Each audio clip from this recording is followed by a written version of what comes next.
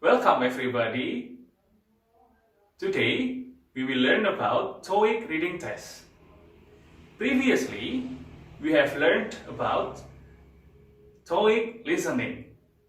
In that part we have 100 questions presented in the paper.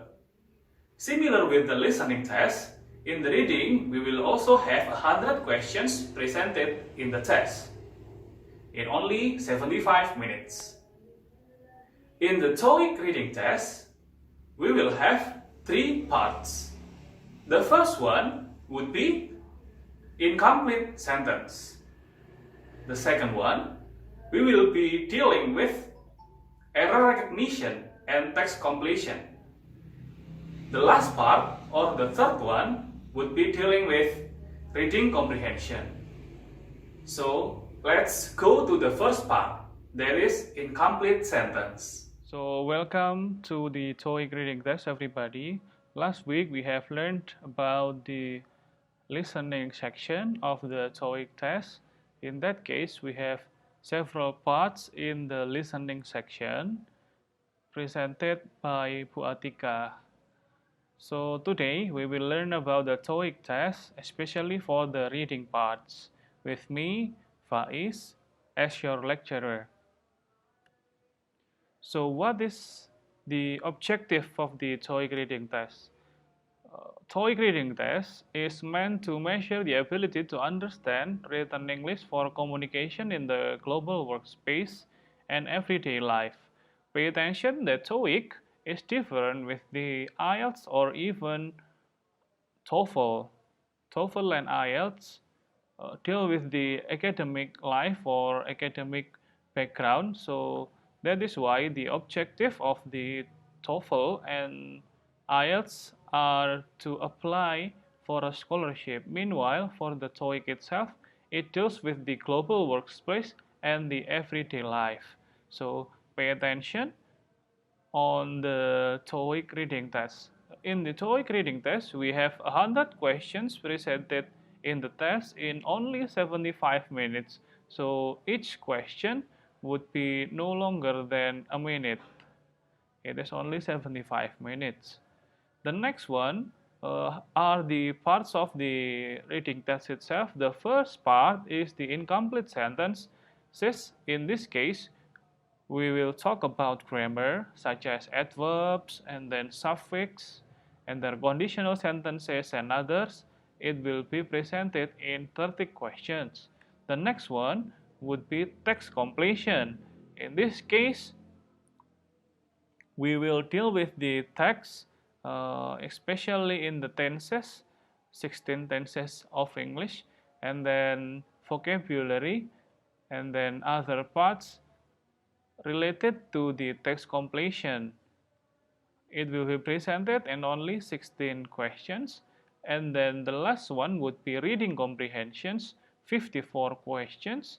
In this case, it will be split into two. The first one would be single passage questions, such as emails, letters, and others. And then the next one would be multiple passage questions, just like notice, announcement, and then poster, etc. So the next one would be the learning objective of the TOEIC reading test in the first part. In this case, we will talk about the incomplete sentences. So basically, we will talk about grammar and syntax, and then vocabulary, word, phrase, sentences, and the context. And then the last one would be the connecting words, such as but, also, and then first, second, and others. So let's check it out on the first part of the reading test in incomplete sentences. So the first one would be the adverb of the frequency. As we know that in adverb frequency, you have learned about many stuff in adverbs such as every day, twice a week, once a month, and etc. So take a look on the placement of the definite frequency of adverb. So you cannot put it on the middle of the sentences. It should be at the end or at the beginning of the sentences for the definite frequency. So you cannot put it in the middle of the sentences. Okay, go on. The next one would be the meanings of the various adverbs. Now, in this case, here are the list of the wrong and the correct sentences. The first one would be, there is yet time to correct that error. This is wrong. Why? Because the meaning of this word is different with still. If it is translated into Indonesia, the result would be belum ada waktu untuk mengoreksi error tersebut. Meanwhile, in the correct version, there is still time to correct that error. If we translate it in Indonesia, it would be masih ada waktu untuk mengoreksi error tersebut. Nah, in that case, the result would be still, not yet, everybody. So pay attention on the meanings of the various adverbs. Not only you should pay attention on the placement of the adverbs, it should be at the end of or at the beginning of the sentences. You should also see the meanings of the adverb itself. Try to look at your dictionary. The next one would be the indefinite frequency. For example, always, rarely, seldom, never, and others. Always is selalu in Indonesia, and then rarely would be jarang, and then seldom is also jarang, and then the last one would be never. Never is tidak pernah. Now this is different with the previous one. In every day, everyone's in a week or every month, it should be repetitively, but in this case, this cannot be measured how many times it would be done in single sentences. So here are the placement of the indefinite frequency. It is always come after the verb be or auxiliaries. So you cannot put it before the auxiliary itself. So it should be put after the auxiliaries. So the correct one would be, he is usually very early. Got it? Okay, let's go on to the next one. For the indefinite frequency, it always precedes all other verbs. So every time you have known about the verb, you cannot put it after the verb just like this one. It should be before the verb. So the flight always leaves on time, not the flight leaves always on time. So pay attention. The first one on auxiliaries, it should be before, but if it deals with the verbal sentences, it should be before the verb. After the auxiliaries, before the verb. And then the next one are the exception of the indefinite frequency. So here are the list of the adverbs that could be put at the end of the sentence or at the beginning of the sentence. Frequently, generally, occasionally, often, and sometimes, and usually. Now, you can put it on the beginning of the sentence or at the end of the sentence, but you cannot put always at the first part of the sentence. Always should be before the verb or after the auxiliaries.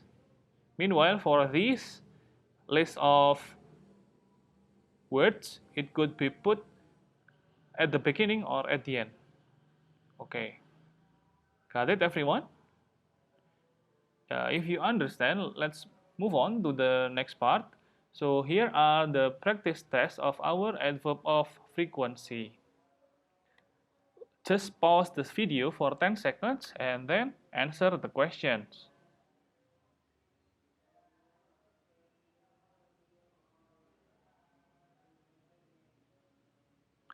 Okay, got it? Have you done all the works?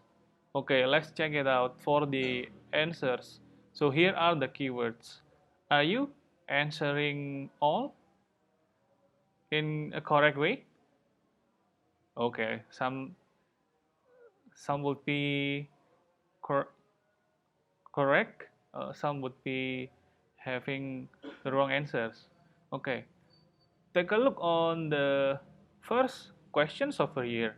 So I will just translate it, since this is the list of the different meaning of the adverb. So here are the results of the translated version. So you should change sudah as your answer, since Mr. Aaron is already an accountant. So it could not be changed into pernah or belum bersering. Nah, the second one would be Tom blah blah blah in his calculation. Pay attention that it should be followed after, yeah, after the auxiliaries. The auxiliary itself is has. So A is wrong, ya. Nah, after has it should be the adverb. So has seldom or has seldomly. So B is wrong. So the third one would be has seldom earth or has seldomly earth. Which one is your answer? If you answer C, then that is wrong, because it should be in the form of the adverb itself. Has seldomly earned. Okay, got it? The third one would be production levels has blah blah blah been this high before. Now, this is also the list of the words that has different meanings, so I will just translate it in Indonesia. Nah, so take a look at the context of the sentences. Production level has blah blah blah been this high before. Before over here means sebelumnya. Berarti sebelumnya tidak pernah setinggi ini. Nah, pay attention. So the answer should be never. Ya, production level, level produksi tersebut tidak pernah setinggi ini sebelumnya. So if we translate in Indonesia, it could be changed into like that one.